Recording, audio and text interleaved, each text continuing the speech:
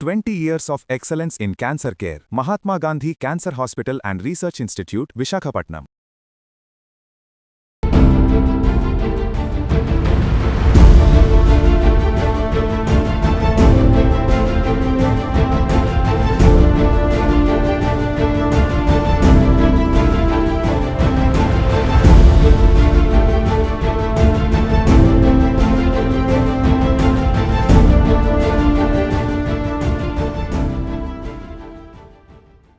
అందరికీ నమస్కారం. Welcome to Suman TV. మనిషి పుట్టుకకి కారణం ఏమిటి అని తెలుసుకున్న వాళ్ళు చాలా ధన్యులని చెప్పాలి. అటువంటి అరుదైన వ్యక్తులు వాళ్ళు ఎదగడమే కాకుండా పరిసరాలని, సమాజాన్ని, దేశాన్ని కూడా ప్రభావితం చేసే గొప్ప నాయకులు అవుతుంటారు.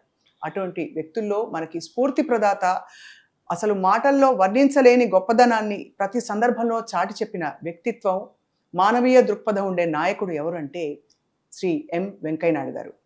వెంకయ్యనాయుడు గారి ప్రయాణాన్ని ఒడిసి పట్టుకోవడం అంటే సామాన్యమైన విషయం కాదు. ఎందుకంటే ఎన్నో అనుభవాలు మూటగట్టుకుని ఆయన కాచి వడబోసిన జీవితాన్ని మనకు అందిస్తున్నారు. ప్రస్తుతం సీనియర్ జర్నలిస్ట్, కొప్పరపు కళాపీఠం వ్యవస్థాపకులు, మనందరికీ సుపరిచిత మీడియా పర్సనాలిటీ అండ్ చాలా వరకు సాహిత్య లోకంలో పెద్ద దిక్కని చెప్పచ్చు, శ్రీ మా శర్మ గారు. శర్మ గారితో వాళ్ళు మాట్లాడబోతున్నాం. ఆయన వెంకయ్య నాయకుడు, నాయుడు గారు కాదు, నాయకుడు. ఆయన వెంకయ్య నాయుడు గారు వెంకయ్య నాయకుడు అనే పుస్తకాన్ని మనకి ఉదయగిరి నుంచి ఉపరాష్ట్రపతి వరకు అనే ఒక చక్కటి శీర్షికతో అందిస్తున్నారు. ఇది ఎవరో పెద్దవాళ్ళు, పాతతరం వాళ్ళ కోసం రచించిన పుస్తకం కాదు. రాబోయే జెన్ జీ ఇవాల్టి రోజుల్లో వ్యక్తిత్వం గురించి చాలా విషయాలు నేర్చుకోవాల్సిన పుస్తకం కాబట్టి శర్మ గారితో మాట్లాడదాం. శర్మ గారు నమస్కారం.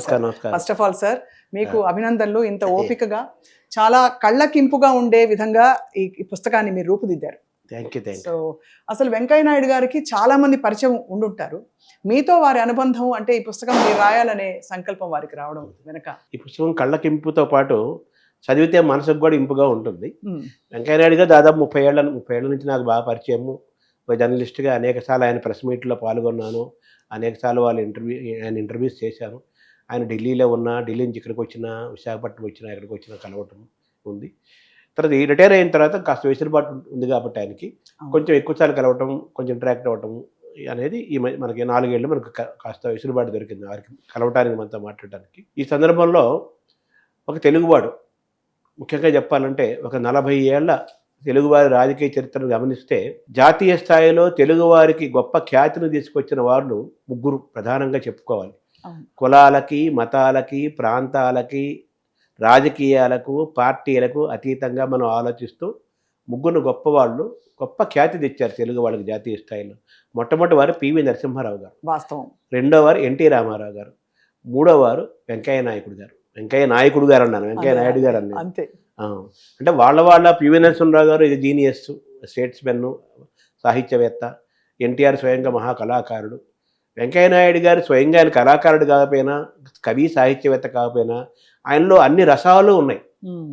ఆయన మాటల్లో, ఆయన వాక్చాతుర్యంలో, ఆయనలో ఆ ఈస్థెటిక్స్, రసాత్మకత, ఆ కళాత్మకత, అవన్నీ ఆయనలో ఆ పొయిటిక్ నేచరు, ఆ ప్రాస మాట్లాడటంలో ఉంటాయి. సో వెంకయ్య నాయుడు గారు ఒక తెలుగువాడిగా ఒక చిన్న పల్లెటూరులో ఎక్కడో పుట్టి, ఒక నిరక్షరాస్యమైన రైతు కుటుంబంలో పుట్టి, సామాన్య కుటుంబంలో పుట్టి, అసామాన్యుడిగా ఒక చిన్న గ్రామం నుంచి ఢిల్లీ దాకా ఎదిగి ఉపరాష్ట్రపతి అయ్యి, ఎమ్మెల్యే అయ్యి, ఎంపీ అయ్యి, కేంద్ర మంత్రి అయ్యి, పద్మవిభూషణ పురస్కారం కూడా, 2వ అత్యున్నత పురస్కారం పద్మవిభూషణ్. అంటే ఆయన జీవితాన్ని తరచి చూస్తే ఇది ఒక మనిషి గెలుపు అంత సామాన్యం కాదు. ఒక వ్యక్తి కానీ, ఒక సంస్థ కానీ ఎక్కువ స్థాయికి ఎదిగాడంటే, గొప్ప సక్సెస్ వచ్చిందంటే మనం దూరం నుంచి వాళ్ళ మీద జోకులు వేసుకోవచ్చు, కామెంట్లు చేసుకోవచ్చు, అనుమానించవచ్చు, చాలా చెప్పచ్చు. కానీ వాళ్ళ సక్సెస్ చరిత్రను కానీ మన దగ్గర నుంచి గమనిస్తే, పరిశీలిస్తే మనకు తెలియని గొప్ప లక్షణాలు, గొప్ప క్వాలిటీస్ వాళ్ళ దగ్గర ఉంటాయి. ఆ విధంగా వెంకయ్య నాయుడు గారిలో కూడా చాలా గొప్ప క్వాలిటీస్ ఉన్నాయి. వ్యక్తిగతంగా కూడా నేనంటే ఆయన చాలా ఇష్టము, చాలా వాత్సల్యము, నేనంటే చాలా విశ్వాసము, గౌరవము. అనేక మంది చేయి తిరిగిన రచయితలు, తలపండిన పాత్రికేయులు, చరిత్రలో చరిత్రకారులుగా సిద్ధహస్తులైన వాళ్ళు చాలామంది ఉండగా, దాదాపు ఆయన కూడా 20 ఏళ్ళు చిన్నవాడిని నేను. నన్ను ఆయన ఎంచుకోవటం వెనకాల నా పైన వాత్సల్యము, నా పైన నమ్మకము, విశ్వాసము, నమ్మకం నుంచి విశ్వాసము. తర్వాత నేను రాసిన సంపాదకీయాలు, వ్యాసాలు అవన్నీ చాలా ఆయన చదువుతాడు. ఆ చదివిన వెంటనే నాకు పొద్దున్న 6 గంటలకి, 5:50కి, 6:15కి పొద్దున్నే ఫోన్ చేసేవాడు. ఈరోజు నువ్వు టంగుటూరి ప్రకాశం పంతులు గురించి సంపాదకీయం రాశావు, నన్ను ఏడిపించేసావు ఈరోజు అబ్బా. అలాగే ఇంకేదో ఎన్టీఆర్ మీద రాశావు, నాకు చాలా కొత్త విషయాలు తెలిసారు, అది ఇంకేదో వీరి గురించి రాశావు అని ఆయన నా వ్యాసాలని సంపాదకీయాలను చదివి నాకు ఫోన్ చేసి అభినందించిన సందర్భాలు ఎన్నో ఉన్నాయి. అంటే దాని అర్థం నా అభినందనని కాదు, అంటే వాళ్ళ వెంకయ్యనాయుడు గారికి ఆయనకున్న ఒక రీడింగ్ హ్యాబిట్, అలాగే అబ్జర్వేషన్, అలాగే ఏదైనా ఒక ప్రతిభను ప్రోత్సహించే లక్షణం, ఒక హ్యుమానిటీ, మానవ సంబంధాలు, ఇవన్నీ కూడా ఉన్నాయని చెప్పడానికి ఇది ఒక ఎగ్జాంపుల్గా చెబుతున్నాను. అలాగే ఆయనకి సంగీతం అంటే ఇష్టము, సాహిత్యం ఇష్టము, కళలు ఇష్టము, దేశభక్తి, దైవభక్తి, మాతృభక్తి, మాతృభాషాభక్తి, ఇవన్నీ ఉన్న ఒక తెలుగుదనం మూర్తీభవించిన ఒక భారతీయత కలిగిన ఒక గొప్ప తెలుగు నాయకుడు. గొప్ప విషయం ఏంటంటే సార్, మీరు అన్నట్టు ఆయన కొన్ని నిర్దిష్టమైన అభిప్రాయాలతో ఉన్న వ్యక్తిగా కనిపించిన భారతీయ జనతా పార్టీతోనే ఆయన ప్రయాణం సాగింది. అలాగే భారతీయత, సనాతనం, వీటి పట్ల ఆయనకు ఒక నిర్దిష్టమైన ఒక భావన ఉన్నా కూడా ఎప్పుడూ ఆయన పార్టీలకు అతీతంగా కనిపించేవారు. అవును, స్టేట్స్మెన్లీగా ఉండేవారు. అవును, మీరు మంచి మాట అన్నారు. స్టేట్స్మెన్ అనేది పివి నరసింహరావు గారు రాజనీతిజ్ఞుడు, మనం దాని గురించి వేరే వర్డ్ వాడక్కర్లేదు. ఆయనకి నీతి, నిజాయితీ, నిబద్ధత, ప్రజల పట్ల ఒక కృతజ్ఞత ఉన్న గొప్ప వ్యక్తి ఎన్టీఆర్. వెంకయ్యనాయుడు గారిని రాజనీతిజ్ఞుడు అనే పదము సాక్షాత్ మన ప్రధానమంత్రి నరేంద్ర మోదీయే ఈ పుస్తకం ముందు మాటలో రాశారు. సో మీరు అన్నట్టుగా స్టేట్స్మెన్, రాజనీతిజ్ఞత ఉంది కాబట్టే మీరు అన్నట్టుగా అది బీజేపీ అయినా, వామపక్షాలైనా, ఎవరైనా, ఏ పార్టీలైనా, ఏ సిద్ధాంతాలైనా, ఏ కులమైనా, ఏ మతమైనా, ఏ ప్రాంతమైనా అందరినీ కూడా సమానంగా చూసే ఒక ఉదారవాద లక్షణము వెంకయ్యనాయుడు గారిలో ఉంది. నెక్స్ట్ వెంకయ్యనాయుడు గారు అజాత శత్రువు అని చెప్పాలి. ఇటువంటి లక్షణాల వల్ల ఆయనలో అజాత శత్రుత్వం ఉండటం వల్ల ఆయన అందరికీ కనెక్ట్ అవుతాడు. కాబట్టి ఆయనకి శత్రువులే లేరు. అంటే శత్రువు లేరంటే అజాత శత్రువు అంటే ఇక్కడ ఒక చిన్న క్లారిటీ చెప్పాలి, సందర్భం వచ్చింది కాబట్టి.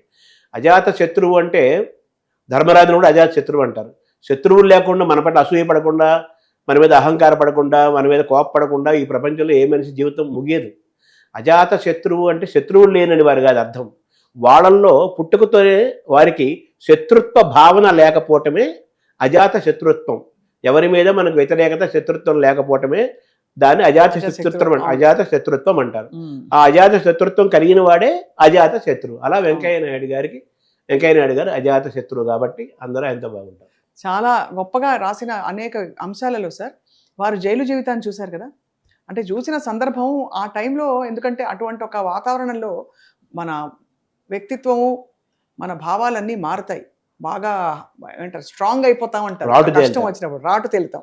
ఆయన ఏం పంచుకున్నారు మీతో? వెంకయ్యనాయుడు గారు ఆయన జీవితాన్ని, పెద్ద క్షణాన్ని, పెద్ద వ్యక్తులతో గడిపిన సందర్భాలని, మంచిని, చెడుని అక్కడి నుంచి ఆయన పాఠంగా భావిస్తాడు. ఆయన అదేదో మనకేదో పనిష్మెంట్ లాగానో, లేకపోతే ఏదో గొప్ప వరంలా, మంచి జరిగితే గొప్ప వరంలాగానో, చెడు జరిగితే ఏదో మనకేదో నష్టం జరిగింది అనుకోకుండా పాఠం. అలాగే జైలు జీవితం ఆయన చాలా నేర్పింది. చాలా చిన్న వయసులో ఆయన జైలు పాలయ్యారు. అంటే జయాంధ్ర ఉద్యమం, ఎమర్జెన్సీ కాలంలో ఆయన చేసిన ఉద్యమాల నేపథ్యంలో అయ్యారు. 20 ఏళ్ళలో ఉంటారు ఆయన. ఆయనకంటే ఎంతో వయసులో పెద్దవాళ్ళు, బాగా చదువుకున్న వాళ్ళు, పెద్ద వాళ్ళు, వామపక్ష భావజాలం ఉన్నవాళ్ళు, హిందుత్వం కలిగిన వాళ్ళు, ఉదారవాదం ఉన్నవాళ్ళు, అలాగే రకరకాల మనుషులు, రకరకాల చదువులు ఉన్నవాళ్ళు, పెద్దవాళ్ళు అందరూ ఉండేవాళ్ళు. వాళ్ళు శిక్ష కాకుండా జైలు శిక్షణగా భావించారు ఆయన. శిక్షణగా భావించి జైలు జీవితాన్ని ఒక గొప్ప స్కూల్గా భావించి, దాని ఒక రాజకీయమైన పొలిటికల్ స్కూల్గా భావించి వాళ్ళని నేర్చుకొని ఏం చేయాలి, ఏం చేయకూడదని నేర్చుకొని తన వ్యక్తిత్వాన్ని మలుచుకోవటానికి, తర్వాత పాజిటివ్గా ఉండటానికి, చిత్తప్రజ్ఞతని అలవర్చుకోవడానికి, వీటన్నిటికి కూడా జైలు జీవితం గొప్పగా ఉపయోగపడింది. అంటే ఒక ఉదాహరణ చెప్తాను, అది మనకు అర్థం అవ్వాలి, సామాన్యుడికి అర్థం అవ్వాలంటే. వాళ్ళు ఆ జైల్లో గడిపినప్పుడు రకరకాల వంటలు చేస్తారు. అయితే కొంతమందికి బాధ్యత ఇస్తారు, అది వంటలు వాళ్ళు చేయకపోయినా వంటలు చేయించటం. ఒక సందర్భంలో ఒక పండగ రోజు నాన్ వెజ్ కోరుకున్నారు జైల్లో ఈ ఖైదీలు వీళ్ళందరూ కూడా. దానికి ఒక శాస్త్రి గారు ఒక ఆయన ఉన్నారు, చాలా పెద్ద ఆయన ఆ కాలంలో. ఆయనది ఆ బాధ్యత. ఆ రోజు డ్యూటీ ఆయనది, ఒక్కో రోజు ఒక్కో డ్యూటీ ఉంటుంది. ఓహో, శాస్త్రి గారికి డ్యూటీ పడింది. ఆయన నాన్ వెజ్ వండించాలి. ఈ వెంకయ్యనాయుడు గారేమో, గురుగారు మీరు బ్రాహ్మణులు, మీరు నాన్ వెజ్ తినరు కదా, అదే నేను చూసుకుంటాను, మీరు వద్దండి అని అంటాను. అంటే అప్పుడు ఆయన ఏమన్నారంటే ఆ శాస్త్రి గారు, దానికి దీనికి సంబంధం లేదు, ఇదే దీన్ని వృత్తిగా మనం భావించాలి. నాన్ వెజ్ తినటము తినకపోవటము ఇవన్నీ కాదు, వెజ్ నాన్ వెజ్ అని కాదు, దాన్ని వృత్తిగా భావించాలి, వృత్తి ధర్మంగా భావించాలి. మీకు నాన్ వెజ్ మీరు ఏది కావాలో చెప్పండి, అవన్నీ అద్భుతంగా నేను వండించారు. అందులో నుంచి వెంకయ్యనాయుడు గారు నేర్చుకున్నారు. ఓహో, మన అలవాట్లు, మన అభిరుచులు, మన మతతత్వము, మనం ఆచరించే మతం ఏదైనా ఏదైనా గుణం, కులం ఏదైనా, మతం ఏదైనా, ఆచారం ఏదైనా, అభిరుచులు ఏవైనా కానీ మనం ఎదుటి మనిషి అభిరుచులను గౌరవించాలి. మనం అంటి అట్టకుండా ఎంతవరకు ఆత్మకు తీసుకోవాలి ఏంటి అనేది ఆయన ఒక గొప్ప పాఠంగా నేర్చుకున్నారు. ఎంత మంచి విషయం, ఎంత గొప్ప మీరు చెప్పారు నిజంగానే. అంటే అంత అంత రెస్పెక్ట్ ఉండడం అన్నది చాలా గొప్ప విషయం. శాస్త్రి గారికి మనం నమస్కరించుకోవాలి ఈ టైంలో. అంటే ఎందుకు ఆ మాట అంటున్నాం అంటేనండి, ఆ కాలంలో ఇది ఎప్పుడు 50 ఏళ్ళకి 55 ఏళ్ల క్రితం, 54 ఏళ్ల క్రితం. ఇది ఏదో ఆహారపు అలవాట్ల విషయంలో మాత్రమే కాదు, అవతల మనిషిని గౌరవించుకోగలగడం మనం ఒక అదృష్టంగా భావించాలి. దీన్ని కూడా ఒక స్ఫూర్తి చెప్పొచ్చు. స్వామి వివేకానంద దగ్గర ఎవరో మాట్లాడుతూ దేవుడి గురించి మాట్లాడుతూ ఏదో ఏదో నాన్ వెజ్ ప్రసాదాలు పెడతారట, నైవేద్యం ఇస్తారట కదా ఆ దేవతకి ఈ దేవతకి, ఇలా ఏదో టాపిక్ వచ్చి బ్రాహ్మణులు అబ్రాహ్మణులు ఇలాగేదో దేవతలు. స్వామి వివేకానంద ఏమన్నారంటే, don't bring God to the kitchen level అన్నాడు. ఆహా, దేవుడిని వంటగదిలోకి తేవద్దు, దేవుడిని దేవుడిగా ఆయన స్థానంలో ఉంచండి అన్నారు. అలాగా ఇట్లాంటివన్నీ స్ఫూర్తి వెంకయ్య నాయుడు గారు. వాస్తవం సార్. వెంకయ్య నాయకుడు గారు అనేక పదవులు అధిరోహించారు. ఆయన పదవులు ఆయనకు ఒక అదనపు అలంకారం తప్ప ఆయనే పదవులకి అతీతంగానే ఒక గొప్ప వ్యక్తిత్వం. అయితే ఎప్పుడైనా ఆయన విసిగిపోయినట్టు, అలసిపోయినట్టు భావన వచ్చినట్టు ఎప్పుడైనా పంచుకున్నారా? అంటే ఇది పుస్తకంలో ఉండొచ్చు, ఉండకపోవచ్చు, అందరం అబ్బా చాలే పొద్దున్నుంచి నాకు అసలు కాస్త క్వైట్గా వెళ్ళిపోవాలంది ఎక్కడికైనా అని ఉంటుంది. ఆయనకి ఎప్పుడైనా అలాంటి భావన? ఎవరికైనా పని ఎక్కువ పని చేసాము, ఎక్కువ గంటల పని చేసాము, ఎక్కువ తిరిగాము, చిన్న బాడీకి రెస్ట్ కావాలి, చిన్న రిలాక్స్ కావాలి, చిన్న చేంజ్ కావాలి, అబ్బాయి ఈ వర్క్ బోర్ కొడుతుంది, వర్క్ మారుద్దాము, ఇలాంటి మనం ఆలోచిస్తున్నాం కదా. ఆయనకి పని లేకపోతే ఆయన తట్టుకోలేడు. ఆయనకి ఏ పదవి ఇచ్చినా ఆ పదవిని స్వీకరించాడు, ఏ పని చెప్పినా ఆ పని చెప్పాడు. ఆ పనిని ఆయన ప్రేమిస్తాడు, రమిస్తాడు. అంతే కదా. ఒకే రోజు 6 రాష్ట్రాలు తిరిగిన సందర్భాలు ఉన్నాయి. ఫ్లైట్ ఎక్కి, ట్రైన్ ఎక్కి, బస్సు ఎక్కి, బైక్ ఎక్కి ఒకే రోజు 6 రాష్ట్రాలు. అలసిపోవటం అనేది లేనే లేదు. ఆయనకి ఇష్టం, ఎంజాయ్ చేస్తారు ఆయన పనిని మానవ సంబంధాలను ప్రజల్లో గడపడానికి ఇష్టపడతారు. ఆయన ఎప్పుడు అలసిపోలేదు. అందరికీ ఏవో కొన్ని ఇష్టాలు, కోరికలు ఉంటాయి. అంటే ఉదాహరణకి నేను ఇలా చేయాలి, నాకు ఈ కారు కావాలి, నాకు ఈ బంగళా కావాలి, లేకపోతే నాకు ఈ పేరు ప్రతిష్టలు కావాలని వారిని చూస్తే అన్నిటికీ అతీతంగా అనిపిస్తారు. ఇన్ని పదవులు ఆయన స్వీకరించినప్పుడు ఆయన కోరుకున్నది ఏమిటంట? అంటే ఏ భావన ఆయనకు అంత అత్యున్నతమైన తృప్తినిచ్చిందంటారు? ఆయనకి కేంద్ర మంత్రిగా గ్రామీణాభివృద్ధి మంత్రి చేశారు, అలాగే అర్బన్ డెవలప్మెంట్ చేశారు, పట్టణాభివృద్ధి చేశారు, అలాగే పార్లమెంటరీ అఫేర్స్ చేశారు, ఇన్ఫర్మేషన్ అండ్ బ్రాడ్కాస్టింగ్ మినిస్టర్గా చేశారు, చాలా చేశారు. ఆయనకు బాగా ఫీల్ ఫ్యాక్టర్ అంటాం కదా, ఇది నాకు బాగా తృప్తినిచ్చింది అనేది ఏంటంటే, ఆయన ఒక పల్లెటూరు నుంచి వచ్చాడు కాబట్టి పల్లెలకు మేలు జరిగే పని ఏదైనా చేయాలి, పల్లెలు బాగుండాలి, మన దేశ మూలాలు పల్లెల్లో ఉన్నాయి కాబట్టి పల్లెలు బాగుండాలి, పల్లెలు పట్టణాల మధ్య ఆ గ్యాప్ తీసేసి కలిసి వాళ్ళకి అవకాశాలు కల్పించి వాళ్ళు బాగుండాలి. ఎందుకంటే ఆయన ఎలిమెంటరీ స్కూల్ కూడా వాళ్ళ ఊళ్ళో ఎలిమెంటరీ స్కూల్ కూడా లేదు. 1వ తరగతి చదవాలంటే 4 కిలోమీటర్లు 5 కిలోమీటర్లు నడిచి వేరే ఊరికి వెళ్ళి స్కూల్ చదువుకునేవాడు. వేరే ఊరు సరుకులు కొనాలంటే ఎద్దుల బండి తీసుకొని ఎక్కడికి వెళ్ళేవాళ్ళు. కాబట్టి పల్లెలు బాగుండాలి. కాబట్టి పల్లెలు ఎలాగైతే ఆయన వాజ్పేయి స్వర్ణ చతుర్థి అని ఎలాగైతే ఆయన మొత్తం అంతా అన్ని రహదారుల మధ్య ఒక ఏర్పడాలి అన్నారో, అలాగా నాయుడు గారు గ్రామీణాభివృద్ధి శాఖ మంత్రిత్వం తీసుకోవటం ఆయన చాలా ఇష్టమైంది. నా పల్లెలకి, భారతదేశం యొక్క ఆత్మలు ఉన్న పల్లెలకి ఎంతో కొంత నేను చేశాననేది ఆయన హైయెస్ట్గా ఆయన ఆనందపడతారు. నిజంగా అసలు ఎంత అంటే అది అనాలోచితంగా విధి ప్రకారం జరిగిపోయిందంటారా వెంకయ్యనాయుడు గారి జీవితం? అనాలోచితంగానే ఏమంటారంటే మన సంకల్పం లేకుండా విధి నడిపిస్తుంది కొన్నిసార్లు భగవత్ సంకల్పంతో. అలా భావించాలా? ఆయన కృషి, ఆయన ఫలానా చోటుకి నేను వెళ్ళాలి, ఇలా చేయాలి అనే అది ఎలా సాక్షాత్కారం అయిందంటారు ఆయన జీవితం? అంటే ఆయనకి స్వయంగా నేను ఇది సాధించాలి, అది సాధించాలి అని లేదు. అందుకనే అడుగుతున్నాను. స్వయంగా ఆయనకు మంచి లీడర్షిప్ ఉంది, లీడర్షిప్ ఉంది, రెండూ ఉన్నాయి. తర్వాత చిన్నప్పుడు వాళ్ళ అమ్మ చిన్న వయసులో మరణించింది. వాళ్ళ తాతగారు మంచి నీతి కథలు చెప్పటం, మంచి విషయాలు చెప్పటం, అదొక పునాది. వాళ్ళ ఇంట్లో వాళ్ళ తాతగారు వాళ్ళు కూడా ఆ ఊరి ప్రజలకు ఏదైనా మేలు చేయటం, సేవ చేయటం, హెల్పింగ్ నేచర్ అవన్నీ వాళ్ళకు ఉన్నాయి. అక్కడ జెనెటిక్గా వచ్చింది, అక్కడ గమనించాడు. ఆయన ఎలిమెంటరీ స్కూల్లో, కాలేజీలో, యూనివర్సిటీలో గొప్ప గురువులు, నాయకులను చూడటం వల్ల మనం ఈ జీవితం ఊరికే మామూలుగా గడిచిపోకూడదు.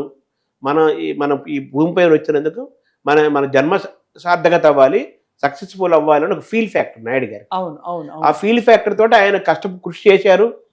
ఆయన మనం ఒక అసైన్మెంట్ చేపట్టామంటే దాన్ని సూపర్గా సక్సెస్ చేయాలి, అద్భుతంగా చేయాలి. మనకి ఇచ్చిన అసైన్మెంట్ ఇచ్చిన వారి పట్ల వాళ్ళు మనం ఎంతో ఆనందాన్ని ఇవ్వాలి అని ఒక ఫైరు, ఒక కసి, ఒక కృషి, ఒక నిజాయితీ, ఒక నిబద్ధత, ఒక పట్టుదల, పట్టు విడుపు, ఇవన్నీ ఆయన స్వయంగా ఉన్నాయి, అలవాటు చేసుకున్నారు. అవును. అలా ఆయన ఎదుగుదలకు అదే ఒక మూలమైన కారణము. అయితే ఆయన క్యారెక్టరు ఆయన చూసి పెద్దవాళ్ళందరూ అబ్జర్వ్ చేసి దాన్ని పికప్ చేసుకుంటూ వచ్చారు.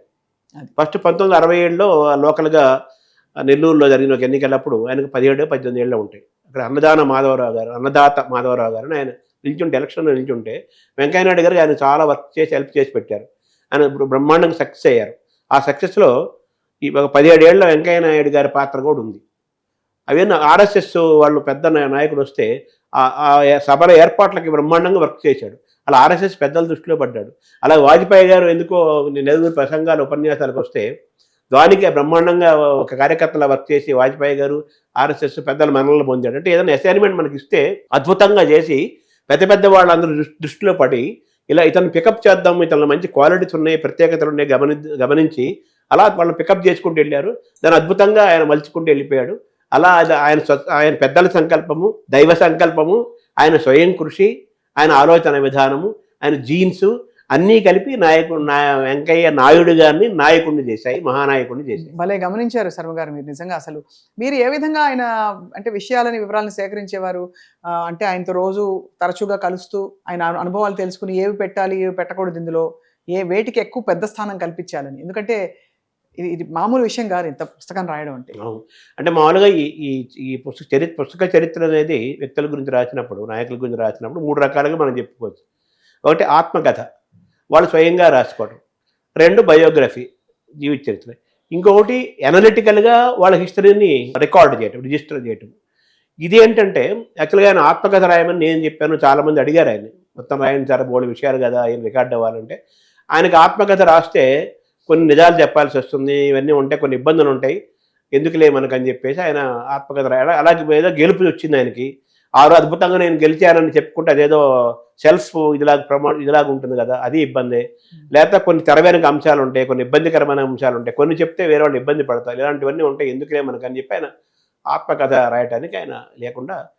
అయితే చాలామంది ఆయన ఫ్రెండ్స్ చాలామంది ఏమన్నా మీరు ఇంత పెద్ద జీవితం కదా, ఇంత గొప్ప సక్సెస్ఫుల్ లైఫ్ కదా, మీది జర్నీ కదా, మీది కంపల్సరీ రికార్డ్ అవ్వాలి, యూత్కి, రాజకీయాలకు వచ్చే వాళ్ళకి, రకరకాల రంగాల వాళ్ళకి మీ చరిత్ర తెలియాలి, జీవితం తెలిస్తే ఎంతో కొంత ఒకరి మీద ఇన్స్పిరెన్స్ చేసినా కానీ మీరెంతోమంది ప్రభావమై ఇంత గొప్ప వాళ్ళు అయ్యారు ఇన్స్పిరేషన్ తోటి. మీ వల్ల కూడా ఇన్స్పైర్ అయితే బాగుంటుందని ఆయన చరిత్ర రికార్డ్ చేస్తే బాగుంటుంది. వాళ్ళ ఫ్రెండ్స్ చాలా మంది శ్రేయోభిలాషులు చెప్పారనమాట. అయితే ఈ పుస్తకం ఆయనకప్పుడు బాగానే ఉంది కదా, మరి రికార్డ్ చేద్దామని అనుకున్నారు. కానీ నేను రెగ్యులర్గా ఆయన కలుస్తుంటాను, ఖాళీ ఉన్నప్పుడు ఆయన పిలుస్తారు, నేను వెళ్తుంటాను, మాట్లాడితే చాలా విషయాలు మాట్లాడుకుంటుంటాం కదా. ఈ క్రమంలో ఆయన నాతో రాయించాలనుకున్నారు. అయితే ఈ పుస్తకం రాసే మొత్తం ఎలా జరిగిందంటే ఈ యజ్ఞము, గతంలో ఇంగ్లీష్లో కొన్ని పుస్తకాలు వచ్చాయి, అలాగే రకరకాలుగా ఆయన ఆయన మన పార్లమెంట్లో చేసిన ఉపన్యాసాలు ఒక సంకలనంగా వచ్చాయి, ఇంగ్లీష్లో ఏదో ఆయన చరిత్ర కొంత వచ్చింది, అలాగే రకరకాలుగా పుస్తకాలు వచ్చినాయి. అవన్నీ చదివాను స్వయంగా. తర్వాత ఆయన హిందీ, ఇంగ్లీష్లో గతంలో చాలా పెద్ద ఇంటర్వ్యూస్ ఇచ్చారు, అవన్నీ విన్నాను. తర్వాత నేను ఇంటర్వ్యూస్ చేసినప్పుడు కూడా ఆయన నాకేం చెప్పాడు అవన్నీ కూడా మనసులో పెట్టుకున్నాను. అవన్నీ పెట్టుకొని ఆయనతో అనేకసార్లు ఇంటరాక్ట్ అయ్యి మన పుస్తకం వెంకయ్యనాయుడు గారి జీవిత చరిత్ర రాస్తే ఏమేమి రాయాలి, ఏమేమి చాప్టర్స్ ఉండాలి అని వెంకయ్యనాయుడు గారితో కూర్చొని నేను కొన్ని చాప్టర్స్ ఇచ్చి ఆయనకు చూపించి చాప్టర్లు డివైడ్ చేసుకొని వీటన్నిటిలో నుంచి ఈ పుస్తకం తయారు చేశాం. అయితే వెంకయ్యనాయుడు గారితో అనేకసార్లు కూర్చోవటం, 1-to-1 కూర్చోవటము, చాప్టర్లు డివైడ్ చేయటము, ఆయనకి ఎప్పటికప్పుడు కొన్ని చాప్టర్లు చూపించటము, అవి జరిగి ఆయన కొన్ని సవరణలు చేయటము, ఇలా జరిగిందనమాట. ఓవరాల్గా ఒక 2 సంవత్సరాల పైన పట్టింది దీనికి. ఆయన ప్రతి అక్షరము చదివి అక్షరాన్ని పరిష్కరించి సంస్కరించి ఇక్కడ ప్రశంస ఎక్కువైందని తగ్గించమని, ఇక్కడ తగ్గించమని, అలాగ పూర్తిగా ప్రతి అక్షరము ఆయన చదివి ప్రతి పదము ఆయన చూసి కంప్లీట్గా ఆయన పర్యవేక్షణలో ఇది చెప్పాలంటే ఇది కథాత్మక జీవిత చరిత్ర అని చెప్పాలి. ఆయన రాసుకోలే ఆత్మకథ కాదు, కానీ ఆయన సోల్ ప్రతిబింబించే ఒక జీవిత చరిత్ర ఈ పుస్తకం. చాలా బాగుంది సార్. దానికి సరైన వ్యక్తి మీరు. ఎందుకంటే మీరు జీవితాన్ని అలాగే అంటే ఆత్మదర్శనంతో చూడాలంటారు. ఎప్పుడు కూడా ఇది కేవలం లౌకిక ప్రపంచం కాదు, మనం ఏదో ఒక కార్యం, ఒక మంచి దీక్షతో వచ్చాం ఈ భూమి మీదకి అని నమ్ముతారు. సార్, ఒక కుటుంబ పెద్దగా ఉన్నట్టు అనిపిస్తుంది వెంకయ్యనాయుడు గారి ఆయన అసలు ఆహార్యం కావచ్చు, ఆయన అసలు ఏం మాట్లాడకపోయినా ఆయన ప్రెజెన్స్తో బోల్డంత మనకి స్ట్రెంగ్త్ వస్తుంది. అటువంటిది సున్నితమైన అంశాలు, ఉదాహరణకి ఆంధ్రప్రదేశ్ విభజన జరిగినప్పుడు, తెలంగాణ ప్రత్యేక రాష్ట్రం ఏర్పడినప్పుడు వారి మనోభావాలు ఏంటి? ఎందుకంటే అప్పుడెప్పుడో 90వ దశకంలో మనం చెప్పుకుంటూ ఉండేవారు, వాజ్పేయి గారు ఒక ఓటు 2 రాష్ట్రాలు అనేవారు. అప్పుడు అంటే వాళ్ళు ఉండనట్టు భారతీయ జనతా పార్టీకి ఈ ఆలోచన మీద రెండు వైపులా విన్నట్టు మనకు తెలుసు చరిత్ర. అవును. వారి వ్యక్తిగత అభిప్రాయం ఏంటి? ఇది మంచిగా జరిగింది అంటారా? వెంకయ్యనాయుడు గారు వ్యక్తిగతంగాను వాళ్ళ పార్టీ సిద్ధాంతం ప్రకారంగాను ఎప్పుడు కూడా బీజేపీ ఆయన పార్టీ, ఆయన ఎంచుకున్న పార్టీ, నడుస్తున్న పార్టీ, అది ఎప్పుడు కూడా చిన్న రాష్ట్రాల ఏర్పాటుకి ఎప్పుడు కూడా బీజేపీ సపోర్ట్ చేస్తుంది. ఆయన వ్యక్తిగతంగాను వాళ్ళ సిద్ధాంత పరంగాను ఆయన నమ్మేది ఏంటంటే ఇక్కడ ఏదో మన మీద విడిపోతున్నామని కాదు, అభివృద్ధి జరుగుతుందని ఆయన ఉద్దేశం. అసలు మన ఆంధ్రప్రదేశ్ 2 భాగాలుగా విడిపోయింది కదా తెలంగాణ 2014లో. అది 1969లో అప్పుడే కానీ విడిపోయితే ఈ పాటికి ఆంధ్ర ప్రాంతం కూడా బ్రహ్మాండంగా అభివృద్ధి చెందేది. ఈ పాటికి తెలంగాణ ప్రాంతం గొప్పగా అభివృద్ధి చెందేది, ఆంధ్ర ప్రాంతం కూడా సమానంగా గొప్పగా అభివృద్ధి చెందేది. రాష్ట్రం విడిపోవటం అంటే 2 రాష్ట్రాలుగా విడిపోయి గొప్పగా అభివృద్ధి చెందేది తెలుగు ప్రాంతాలన్నీ, ఆంధ్ర ప్రాంతం, తెలంగాణ ప్రాంతం. అది జరగలేదు, ఆలస్యమైనా కానీ ఇది మంచిదే. ఎప్పటికైనా రేపటి తరాల వాళ్ళకైనా ఆంధ్ర ప్రాంతం అభివృద్ధి చెందుతుంది, తెలంగాణ అభివృద్ధి చెందుతుంది అనే ఫీలింగ్ ఉంది. కానీ ఆయనకేమో తెలంగాణ ఆంధ్ర విడిపోయిందే, ఏదో బంధం తెగిపోయిందే అని ఆయనకి ఎటువంటి సెంటిమెంట్ ఏం లేదు. విడిపోవటమే కోరుకున్నారు ఆయన. విడిపోతే మంచిది, అన్ని ప్రాంతాలు అభివృద్ధి చెందాలంటే విడిపోవాలన్నది అని. మనుషులు విడిపోవట్లేదు, మనం అదే అభివృద్ధి కోసం. హృదయాలు ఒక్కటే, భాష ఒక్కటే, సంస్కృతి ఒక్కటే, మూలాలు ఒక్కటే. ఒక ఇంట్లో 2 పిల్లలు పుడితే తల్లి ఏం కోరుకుంటుంది? 2 పిల్లలు పైకి రావాలని కోరుకుంటుంది, అభివృద్ధి చెందాలని కోరుకుంటుంది. చాలా బాగుంది సార్. ఇప్పుడు కొంతమంది వ్యక్తిత్వాల పేర్లు చెప్తాను. మీకు తెలిసినంత వరకు వెంకయ్యనాయుడు గారు మీతో ప్రత్యక్షంగా చెప్పినవి కానీ, మీరు గ్రహించినవి కానీ, వారి బంధం అనుబంధం లేదు, వారి అభిప్రాయాలు ఎలా ఉంటాయి వీరి గురించి చెప్పాల్సిందిగా కోరుతున్నాం. అఫ్ కోర్స్ వారితో పాటు లాల్ కృష్ణ అడ్వాణి గారు చాలా ప్రముఖ నాయకులు. ఆయన గురించి ఏం చెప్పారు ఒక 2 లైన్లలో? 2 లైన్లు అంటే అద్వానీ గారు అంటే ఇంకేం లేదు. అద్వానీ గారు అంటే ఆయనకి మరో తండ్రి, అంతే. అద్వానీ గారు, వాజ్పేయి గారు వాళ్ళిద్దరు ఆయనకి తల్లిదండ్రులు. ఆయన చెప్తారు, మా ఇద్దరు తల్లిదండ్రులు. మా అమ్మ చిన్నప్పుడే మరణించింది, నెలల పిల్లగా ఉన్నప్పుడే మరణించింది వాళ్ళ అమ్మ, ఎద్దుగొద్దుతండ్రుడి. కాబట్టి ఆయన ఏంటంటే అద్వానీ వాజ్పేయి గారిని తల్లిదండ్రులుగా భావిస్తాడు, పార్టీని తల్లిగా భావిస్తాడు. అద్వానీ వాజ్పేయి గారిని తల్లిదండ్రులుగా భావిస్తారు. బాగుంది సార్, చాలా బాగుంది. అలాగే మన ప్రధానమంత్రి నరేంద్ర మోడీ గారి గురించి, అమిత్ షా గారి గురించి, అంటే ఇప్పుడున్న డైనమిక్ నాయకత్వం గురించి ఏమంటారు? అంటే కాలం మారుతోంది, కాలం మారినప్పుడు మనం మారాలి, మారకపోతే మనం అవుట్డేట్ అయిపోతాము ఖచ్చితంగా. కాబట్టి కాలమాన పరిస్థితులు తగ్గట్టుగా అప్డేట్గా ఉండాలి. ప్రపంచ రాజకీయ పరిణామాలని, సామాజిక పరిణామాలని, మనుషుల అలవాట్లని, అక్షరాస్యతని అన్నీ అబ్జర్వ్ చేసుకుని అప్డేట్ అవ్వాలనే ఉద్దేశం ఉన్నవాడు నాయుడు గారు. ఆయన అప్డేట్ అవుతూ ఉంటారు. అప్పుడు వాజ్పేయి, అద్వానీ ద్వయం అప్పుడు అలా ఉన్నారు, వాళ్ళని మెప్పించారు, అప్పటికి దాన్ని గౌరవించారు. ఇప్పుడు నరేంద్ర మోదీ, అమిత్ షా ద్వయం కూడా కొన్ని సాధించాలి అంటే ఇలాగే ఉండాలి, ఈ కాలంలో ఇలాగే ఉంటేనే కరెక్ట్, ఆ కాలంలో అలాగే ఉంటే కరెక్ట్ అని ఇద్దరిని ఆయన ఆ తరాన్ని, ఆ ద్వయాన్ని ఆయన ఇష్టపడ్డాడు, ఈ ద్వయాన్ని కూడా ఇష్టపడ్డాడు. ఒకప్పుడు ఎన్టీ రామారావు గారు సినీ ప్రపంచం నుంచి రాజకీయాల్లోకి వచ్చి రాత్రికి రాత్రి చరిత్ర సృష్టించారు. ఇటీవల కాలంలో మనం మన తమిళనాడు సీఎం విజయ్ గారిని చూసాం. కొంతకాలం ముందు డిప్యూటీ సీఎంగా మనకి అందరికీ పరిచయమైన పవన్ కళ్యాణ్ గారు అఫ్కోర్స్ వారు రాజకీయాల్లో మరి కొంతకాలం ప్రయాణించారు. అంటే సినిమా ప్రపంచంలో ఉన్నవారు రాజకీయాల్లోకి రావడం వర్సెస్ నాయకులుగా కింది స్థాయి నుంచి ఎదిగిన నాయకులు, అందరికీ సాధ్యమైంది పవర్ని తీసుకోవడం. వారి వాస్తవిక అభిప్రాయం ఏంటి సార్? అంటే పవన్ కళ్యాణ్ గురించి ఎప్పుడు మా ఇద్దరి మధ్య చర్చ జరగలేదు, ఆ టాపిక్ ఇప్పుడు రాలేదు. అలాగే విజయ్ గురించి కూడా ఎప్పుడు టాపిక్ రాలేదు. ఎన్టీఆర్ అంటే ఎన్టీఆర్ పట్ల అపారమైన ఆరాధనాభావము. ఎందుకంటే అందరికీ మన ఆయన సినిమాలు చూసి వెంకయ్యనాయుడు కూడా మనలాగే ఎన్టీఆర్కి ఒక అభిమాని, సినిమా నాయకుడిగా అభిమాని. ఆయన ప్రజాస్వామ్యం అప్పుడు నాదెండ్ల భాస్కర్ ఇన్సిడెంట్లో దింపేసినప్పుడు వీళ్ళంతా నిలబడి ఎన్టీఆర్ వెనకాల నిలబడి మళ్ళీ ఆయన ముఖ్యమంత్రి కూర్చోబెట్టడంలో నాయుడు గారు ఎన్టీఆర్ వెనకాల నిలబడి ప్రజాస్వామ్యాన్ని పరిరక్షణలో భాగంగా ఎన్టీఆర్ వెనకాల వెంకయ్యనాయుడు గారు నిల్చున్నారు. ఎన్టీఆర్ సాక్షాత్తు వెంకయ్యనాయుడు గారు మన వచ్చేసి నేను మంత్రిని చేస్తాను, నువ్వు పార్టీ మారక్కలేదు, నువ్వు మీ పార్టీలోనే ఉంటూ నువ్వు రా, నీ మంత్రిని చేస్తానన్నా కానీ ఎక్కడ నాయుడు గారు ఎక్కడ లొంగలేదు. తమిళనాడులో ఎంజీఆర్, ఆంధ్ర ప్రాంతంలో ఎన్టీఆర్ వాళ్ళు సినిమాల్లో చేసి గొప్ప నాయకులుగా ఉండి మంచి మంచి సందేశాత్మకమైన సినిమాలు తీసి అనేక మంది కోట్లాది జనాల అభిమానులుగా మలుచుకొని ప్రభావితం చేసిన నాయకులు.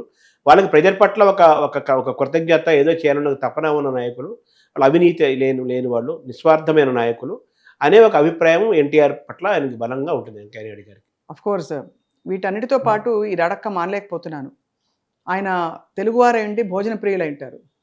సో ఆయన ఆహారపు అలవాట్లు ఎలా ఉండేవి, ఎలా ఉంటాయి ఆయనతో ఇంటరాక్ట్ అయినప్పుడు? ఆయన భోజన ప్రియత్వం అంటే తినడం కంటే ఆయనకి తినిపించడం ఎక్కువ ఇష్టం.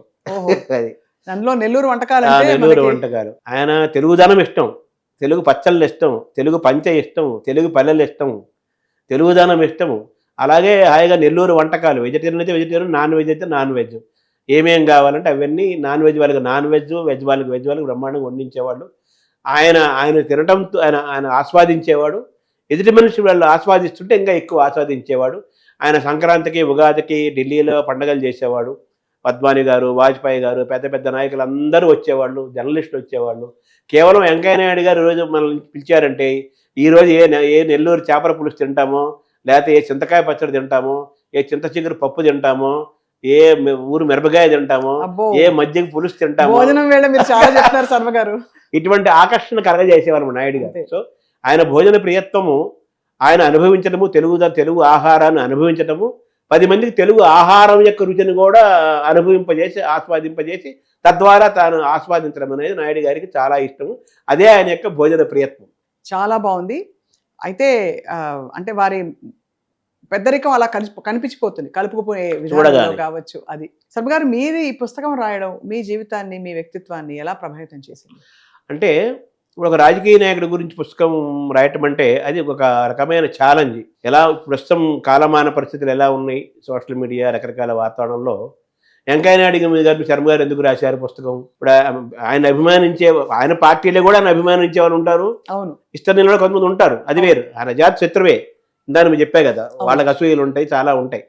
అలాగే మిగతా పార్టీల వాళ్ళకి, మిగతా కులాల వాళ్ళకి అన్నీ ఉంటాయి. కానీ ఈ పుస్తకం నేను ఎలా తీసుకున్నానంటే, ఒక పర్సన్ ఒక పల్లెటూరు నుంచి వచ్చి, ఒక తల్లిదండ్రులు చిన్నప్పుడే తల్లిని కోల్పోయి, ఒక మామూలు పెద్దగా చదువుకుని నిరక్షరాస్యుడు తండ్రి సాధారణ రైతుకు వచ్చి, కరెంటు లేని, స్కూల్ లేని వాతావరణం నుంచి అక్కడ దాకా ఎదిగి తెలుగువాడు అయి ఉండి నార్త్కు సంబంధించిన పార్టీకి జాతీయ స్థాయి అధ్యక్షుడై, ఏ వాజ్పేయికి నెల్లూరులో మైకులతో నేడు వాజ్పేయి గారు ప్రసంగానికి ఉపన్యాసంగా రండి అని మైకుల్లో చెప్పిన నాయుడు గారు, అదే అద్వానీ వాజ్పేయి సరసన కూర్చొని అదే పార్టీకి జాతీయ అధ్యక్షుడు ఎదగటం, ఉపరాష్ట్రపతి అవ్వటం, పద్మ విభూషణ పురస్కారం పొందటం, ఇవన్నీ గొప్ప ఇన్స్పైరింగ్ పర్సనాలిటీస్. అలాగే తెలుగు మీడియంలో చదువుకొని, డిగ్రీ వరకు తెలుగు మీడియం చదువుకొని, తర్వాత ఇంప్రూవ్ చేసుకొని ఢిల్లీ ఇంగ్లీషు, హిందీ అనర్గళంగా నేర్చుకొని, ఇలా వక్తృత్వము అంటే ఆరేటర్ స్కిల్స్, అలాగే కర్తృత్వము అంటే ఎగ్జిక్యూషన్, నిర్వహణ సామర్థ్యం, తర్వాత నేతృత్వం అనేటి వాటికి సూపర్వైజ్ చేయటం, అలాగే మిత్రత్వం, అన్ని రకాల వాళ్ళతోటి, అన్ని పార్టీల వాళ్ళతోటి, అన్ని వయసుల వాళ్ళతోటి, అన్ని ప్రాంతాల వాళ్ళతోటి స్నేహాన్ని మెయింటైన్ చేయటం, స్నేహశీలంతో ఉండటం, నాయకత్వం, మంచి నాయకత్వ లక్షణం. ఎవడు నాయకుడు? ఈ పుస్తకానికి వెంకయ్య నాయకుడు అన్నాం. నాయుళ్ళు చాలామంది ఉంటారు, నాయకులు తక్కువ మంది ఉంటారు. నాయుడులు అందరూ నాయకులు కాదు. ఈయన నాయకుడు, మహానాయకుడు. ఎవరు నాయకుడు? నాయకుడు అంటే అంటే నయతి ఇతి నాయక అని అర్థం అనమాట. నడిపించేవాడు, నాయకత్వం వహించేవాడే నాయకుడు. అది ఎన్నింటినో నడిపించి, ఎందరినో నడిపించి, ఎన్నింటికో నాయకత్వం వహించిన వాడే నాయకుడు అవుతాడు. వెంకయ్య నాయుడు గారు అలాగే ఎన్నింటినో నడిపించి, ఎందరినో నడిపించి, ఎన్నింటికో నాయకత్వం వహించి, ప్రత్యక్ష శిష్యులు కొంతమంది తయారయ్యారు, పరోక్షంగా ఏకలవ్య శిష్యులు చాలామంది ఉన్నారు. ఇలాగ ఎంతమంది నాయకులను కూడా తయారు చేసిన మహానాయకుడు. కాబట్టి ఈయన గురించి రాయాలి. ఈ రాజకీయాలకి, కులాలకి, పార్టీలకి అతీతంగా ఒక సక్సెస్ఫుల్ స్టోరీ మీరు జన్ ఆల్ఫా, జన్ గామా ఎటువంటి జనరేషన్స్ కానీ ఉపయోగపడాలి. ఇందులో నుంచి ఒక పర్సనాలిటీ డెవలప్మెంట్గా, ఒక మనం మలుచుకుంటే దాంట్లో కష్ట సుఖాలు ఎలా తీసుకోవాలి, గెలుపోవటం ఎలా తీసుకోవాలి, అలాగే భావోద్వేగాలను ఎలా అంచుకోవాలి, ఎలా స్నేహధర్మంగా ఉండాలి, ఎలా సహనం పాటించాలి, లౌక్యంగా ఎలా ఉండాలి, ఇవన్నీ కూడా నేర్చుకోవడానికి ఉపయోగపడుతుంది. మనం రికార్డ్ చేద్దామనే ఒక పాజిటివ్ దృక్పథంతో నిస్వార్థంగా, పవిత్రంగా ఈ పుస్తకం రాశారు. మీరు చాలా గొప్ప పుస్తకాన్ని అందించారు. ఈ తరం వారికి, తర్వాత తరం వారికి కూడా వెంకయ్య నాయుడు గారి గొప్ప జీవితం అర్థమవడానికి మీరు పాత్రధారులు అయ్యారు. నిజంగా సూత్రధారి అఫ్ కోర్స్ మీరు వారు కలిసి చేసిన ప్రయత్నం కాబట్టి. అండ్ పుస్తకం కూడా చాలా ఇంపుగా ఉన్నట్టు, అంటే చదవడానికి, చూడడానికి ఒక్కొక్కటి ఒక ఘట్టంగా, అంటే ఆయన జీవితంలోని ప్రధాన ఘట్టాలు, ఈ ఫోటోగ్రాఫ్స్ ఉండడం కూడా they are golden memories sir. అదే, ఆ photograph speaks more than anything. And నిండైన రూపంతో, పక్కా తెలుగుదనంతో, మన తెలుగు సంస్కృతిని అంటే ఏంటి దానికి ప్రాతినిధ్యం వహిస్తూ ఢిల్లీలో కూర్చుని ఉపరాష్ట్రపతి పదవిని అధిరోహించి చాలా గొప్ప నాయకుడిగా, ఇప్పుడు వారి జీవితంలో ఇంకా ఏం కోరుకుంటారా, వారు ఎప్పుడు ఏం కోరుకోకుండా బోలెడు జరిగాయి. ఇంకా ఏమి గొప్ప గొప్ప విషయాలు ఆయన్ని వరిస్తాయా అని ఒక ఆలోచనతో ముగిస్తున్నాను శరత్ గారు. ఆయన ఏమో ఒకటే ఒక మాట అన్నారు, నేను పదవీ విరమణ చేశాను కానీ పదవీ విరమణ చేయలేదన్నారు. బాగుంది. ఆయన యువతకి రేపటి వాళ్ళకి మన వ్యక్తిత్వము, భారతీయత, తెలుగుదనము ఇవన్నీ బోధించి మంచి నాయకులుగా, మంచి పౌరులుగా తీర్చిదిద్దాలి. అలాగే తెలుగు భాషా సంస్కృతులు బాగా విరాజిల్లాలి. నాకు ఆయన జీవితం తుది శ్వాస వరకు మనకు వీలైనంత ఇన్స్పైర్ చేయాలి యువతని అనేది ఆయన లక్ష్యం. దానికి తగ్గ ఆరోగ్యము, ఆనందము ఇవ్వాలని ఆయన భగవంతుడు కోరుకుంటాడు. మనం కూడా కోరుకుందాం. తప్పకుండా కోరుకుందాం శర్మ గారు. ఇలాంటి గొప్ప రచనలు మా అందరికీ స్ఫూర్తినిస్తాయి అండ్ రాబోయే తరాలకు కూడా స్ఫూర్తినిస్తాయని చెప్పి ఆశిస్తున్నాం. మీ సమయం ఈ పుస్తకం కోసం వెచ్చించేందుకు, మీ సమయాన్ని మాకిచ్చినందుకు ధన్యవాదాలు. అంటే వేరే వాళ్ళతో కలిసే సమయం స్వప్నంతో గడిపితే అది రసమయం. నమస్కారం. Thank you sir.